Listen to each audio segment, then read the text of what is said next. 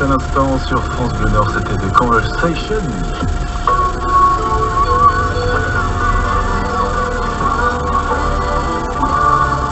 Bonne fin d'après-midi avec nous, il est 17h, le journal présenté par Sophie Morland. Bonsoir Sophie. Bonsoir. À la une, l'hommage poignant rendu ce matin aux victimes de l'attentat de Nice. Hommage digne et dans l'unité, suivi par près de 2000 personnes dans les hauteurs de Nice, 3 mois après cette attaque sur la promenade des Anglais. 86 roses blanches ont été déposées pour les 86 victimes de l'attentat dont les noms ont été égrenés. Des victimes de 19 nationalités différentes et de toute confession. François Hollande a appelé à l'unité nationale. Ce qui a été frappé le 14 juillet, c'est l'unité nationale. C'est la visée monstrueuse qu'ont les terroristes. Frapper les uns pour effrayer les autres. Déchaîner la violence pour faire naître la division.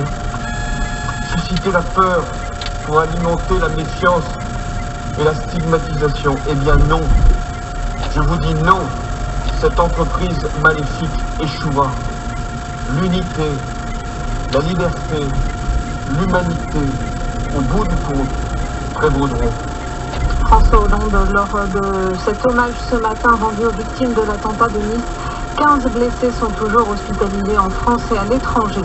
Un couple de jeunes radicalisés a été mis en examen et écroué à Paris. Ce jeune homme de 21 ans et sa petite amie âgée de 17 ans sont suspectés d'avoir voulu commettre une attaque djihadiste en France. Tous deux étaient liés au propagandiste du groupe État islamique Rachid Kassim.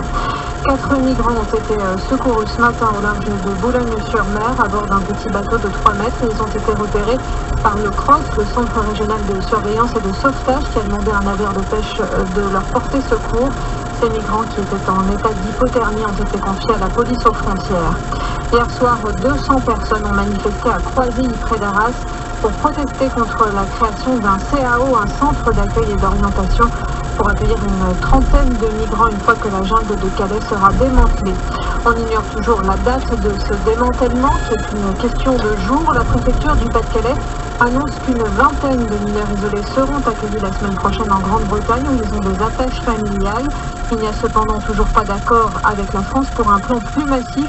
Alors que 1300 mineurs isolés ont été recensés dans la jungle, le ministre de l'Intérieur Bernard Cazeneuve a demandé cette semaine à Londres d'assumer son devoir moral. On a manifesté cet après-midi dans une trentaine de villes en France contre le CETA. Le projet de traité de libre-échange entre l'Union européenne et le Canada. Un bus est parti ce matin de la métropole lilloise pour participer au défilé parisien. Les opposants à ce traité redoutent un abaissement des normes en matière d'alimentation et de santé publique et la suprématie des multinationales canadiennes et américaines. En football, c'est le coup d'envoi de Nancy-PSG pour la suite de la 9e journée de Ligue 1. Un match à suivre ce soir sur France Bleu Nord. Le déplacement de Lille ne se fera pas tout seul. On n'est pas 4 défaites consécutives d'un coup de baguette magique. Il faudra être patient. Privé de 3 joueurs majeurs, Marco Baccia, Eric Botéac et Ronny Lopez, Federico Antonelli devrait titulariser pour la première fois Naïm Nosiki, qui semble avoir terminé avec sa préparation. Et surtout, il pourra compter sur le retour de Mounir Obadi, pièce maîtresse du milieu de terrain lillois, après quasiment 3 mois d'absence, suite à une blessure lors du premier match à Metz, et aussi une agression sauvage à son domicile le 10 septembre, un événement qui a fortement retardé le retour de l'international marocain. L'adversaire du jour, Guingamp, entraîné par une bonne connaissance, le nordiste Antoine Comboiré, et lui aussi dans le dur, puisqu'après un très bon début de championnat, 4 matchs sans défaite, dont 2 victoires. Guingamp vient de perdre 2 fois de suite. Notez une dernière du 6 Sophie sur les 9 Guingamp-Lille en Ligue 1, sur l'égalité parfaite, 3 victoires, 3 nuls, 3 défaites pour chacune des 2 équipes. Merci Christian Palquin, en route pour Guingamp. Vous nous ferez vivre le match ce soir sur France Bleu Nord à partir de 20h. En Ligue 2, Brest s'est imposé à domicile face à Strasbourg de Buzyn dans les arrêts de jeu. Les Valenciennois sont 6e après leur succès hier soir à domicile face à Niort 3-1. Lens jouera lundi à Sochaux. Et puis en national, Dunkerque s'est imposé à Concarneau 3-1.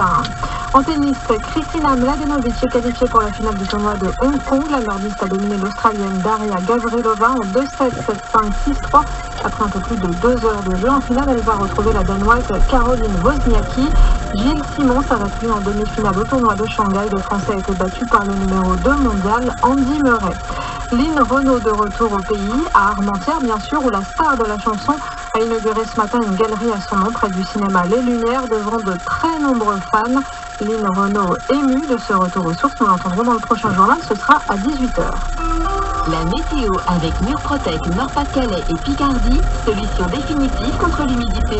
Diagnostic gratuit sur murprotec.fr. Un week-end sous le signe de la douceur. Oui, c'est Mademoiselle from Armentières qui nous a amené ce soleil. Oui, Peut-être, bien sûr. Merci en tous les cas, Sophie. On vous retrouve à 18h. À tout à l'heure. Du soleil, vous avez raison, pour cette fin de journée avec donc de belles éclaircies, un ciel bleu, une soirée sympa avec peut-être un risque d'ondée en tout début de soirée, mais ce risque d'ondée va disparaître totalement en début de nuit. Ensuite, nous aurons un ciel mitigé avec des nuages, mais aussi de larges trouées. Donc, côté température, nous avons cet après-midi 15 à 16 degrés, avec un petit vent de sud, un vent modéré. Et puis, pour demain matin, nous aurons 7 à 9 dans l'intérieur, 11 sur le bord de mer et 19 à 20 quand même, cet après-midi. Un beau ciel bleu demain dans l'ensemble, avec peut-être